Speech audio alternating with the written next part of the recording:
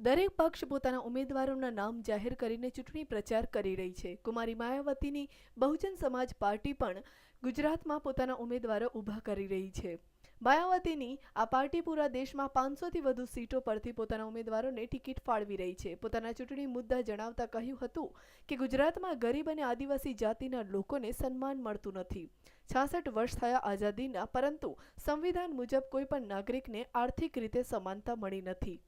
सबसे बड़ा फैक्टर है रोजगारी, आदर सम्मान। प्रत्येक व्यक्ति को अधिकार मिलना चाहिए, प्रत्येक व्यक्ति को रोजगार मिलना चाहिए, विकास होना चाहिए, जो गुजरात में नहीं हुआ है। गुजरात में केवल प्रचार हुआ है, जमीन पर काम नहीं हुआ है। और किसी का कोई फैक्टर नहीं है, कोई हवा नहीं है। हवा लोग बनाते हैं और हवा जो गलत हवा होती है वो ज्यादा लंबे समय तक नहीं रहती, बहुत जल्दी खत्म हो जाती है।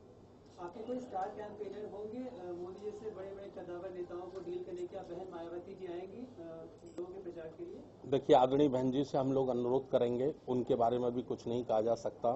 और जहां तक स्टार प्रचारक की बात है तो हमारी पार्टी कैडर वेश की पार्टी है।